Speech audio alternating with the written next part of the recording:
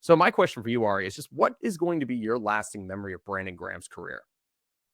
I mean, first of all, definitely a Philadelphia sports icon there for, first of all, being there for 15 years. I mean, it's really hard to be a one team in your entire career athlete. Like, it's not something that happens always. Like Kobe with the Lakers, Jeter with the Yankees. You think of Eli Manning and Ray Lewis and Michael Strahan. Like, it doesn't happen often where the greats are able to do it. And it's even better when you're able to go out on top and retire from the NFL. Graham got to do it. Strahan got to do it with the Giants. Ray Lewis got to do it with the Ravens. Andrew Whitworth with the Rams. Like, it doesn't happen all the time when you're a really, really good player, great player, and you finish your career winning the Super Bowl with everything so perfect. So it's obviously great for Brandon Graham. And it's another loss over here for the Eagles, who I mean, it's unbelievable how well they drafted back in the 2010s, 2011, like those years where they were able to draft Brandon Graham in 2010. He spent his entire career with the Eagles till 2024. Jason Kelsey, of course, drafted in 2011, spends his entire career with the Eagles until last year. Fletcher Cox, drafted in 2012, spends his entire career with the Eagles. And then there's Lane Johnson, who was drafted in 2013. And of course,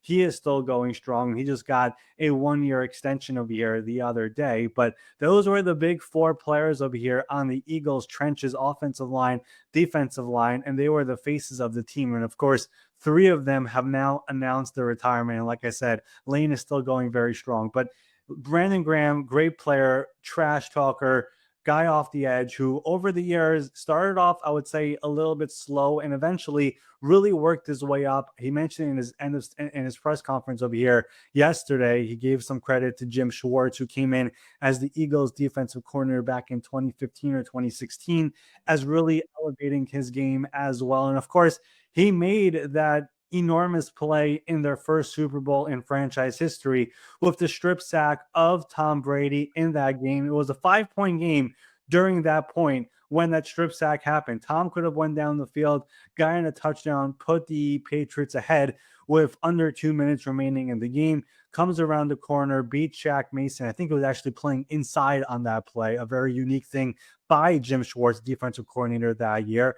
And he beats Shaq Mason, gets to Tom Brady, strip sack, and of course, the rest is history over there with the Eagles winning their first Super Bowl. And of course, this year, he made it clear before this, when last season ended, after they lost to Tampa Bay, that he's coming back for one more year. And this will be his farewell tour. But we know he tore his triceps during this season.